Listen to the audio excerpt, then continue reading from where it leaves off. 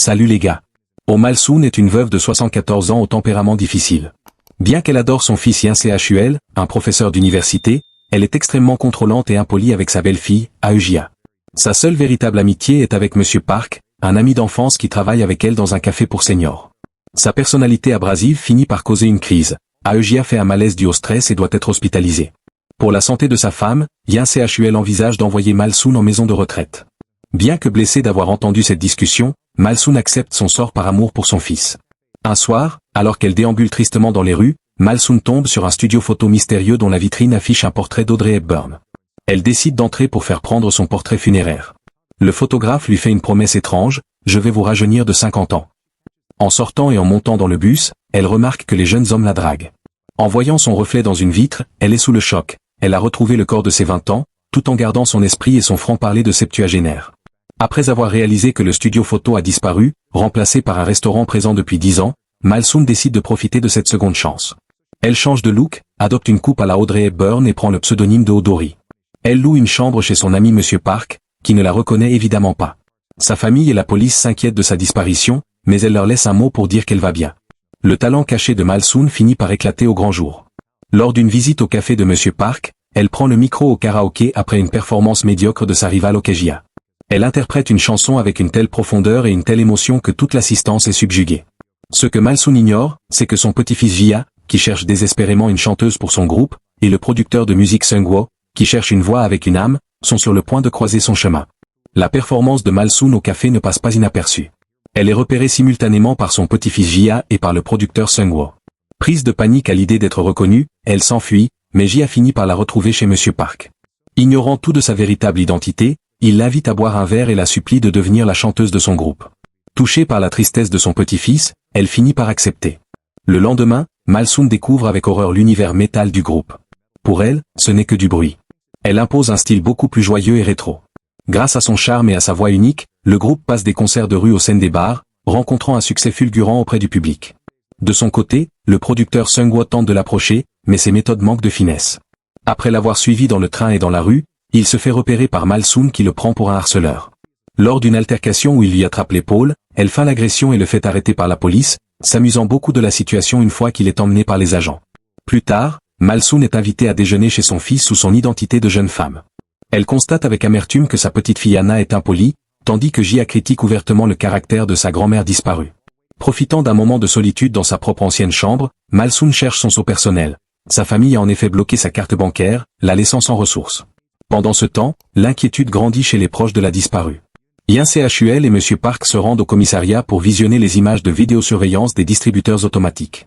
Ils y voient une jeune femme retirer de l'argent avec la carte de Malsoun, mais son visage reste désespérément caché derrière un parapluie violet, celui-là même que Malsoun ne quitte jamais. Monsieur Park est de plus en plus intrigué par sa locataire, Odori. Non seulement elle possède le même parapluie violet que son ami disparu, mais elle utilise aussi des expressions vieillottes et a des manières qui lui rappellent étrangement Malsoun. Un jour, en fouillant discrètement dans les affaires de la jeune femme, il tombe sur le fameux seau personnel que Malsoun avait récupéré chez son fils. Convaincu qu'il s'agit d'une usurpatrice qui a fait du mal à son ami, il l'affronte. Acculé, Malsoun n'a d'autre choix que de lui révéler la vérité. Elle lui rappelle des souvenirs d'enfance que seuls eux deux partagent.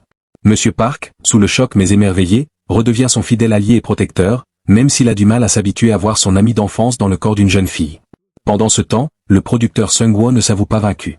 Il parvient enfin à convaincre le groupe de Jia de participer à une émission de télévision nationale. Lors de la première performance, Malsoun, Dori, chante une ballade mélancolique qui raconte les sacrifices d'une mère. La chanson devient un phénomène instantané, touchant le cœur de tout le pays. Seungwoo tombe peu à peu amoureux de la mystérieuse Dori, fasciné par sa maturité et sa sagesse apparente.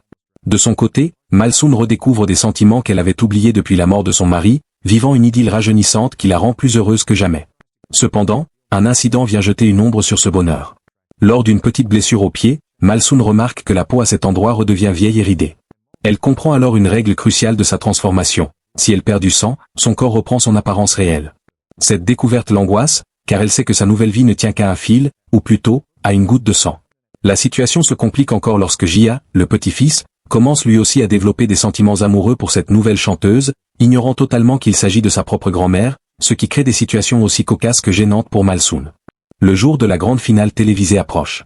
Le groupe de Jia est sur le point de devenir une légende. Cependant, alors qu'il se précipite vers le studio avec sa guitare, Jia est victime d'un grave accident de la route. Il est transporté d'urgence à l'hôpital dans un état critique. Malsoon, Dory, arrive au studio et apprend la nouvelle.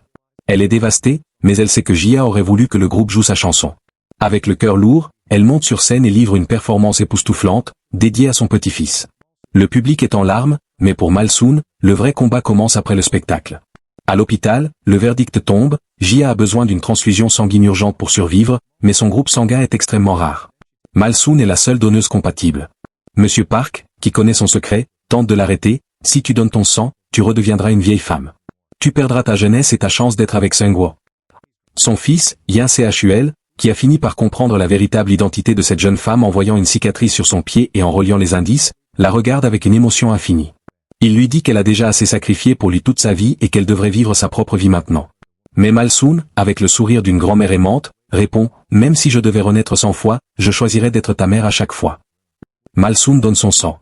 Tandis que le liquide vital quitte son corps, les spectateurs assistent à la transformation. Quelque temps plus tard, la vie a repris son cours. Jia est rétablie et continue sa carrière musicale avec une nouvelle chanteuse, sa sœur Anna. Malsoon est de retour chez elle, plus apaisée, et ses relations avec sa belle-fille se sont grandement améliorées. Malsoon aperçoit Seung-woo de loin. Elle ne l'approche pas, mais le producteur remarque avec stupeur que cette vieille dame porte dans ses cheveux la pince à cheveux qu'il avait offerte à la jeune Dory. Monsieur Park finit par trouver le studio photo, qui arbore cette fois un portrait de James Dean. À l'arrêt de bus, une moto vrombissante s'arrête devant Malsoon. Le pilote retire son casque, révélant le visage d'un jeune homme incroyablement séduisant, Kim So-ya. C'est Monsieur Park. Les lycéennes autour sont en extase, mais il n'a Dieu que pour Malsoon. Ils s'élancent ensemble vers une nouvelle aventure.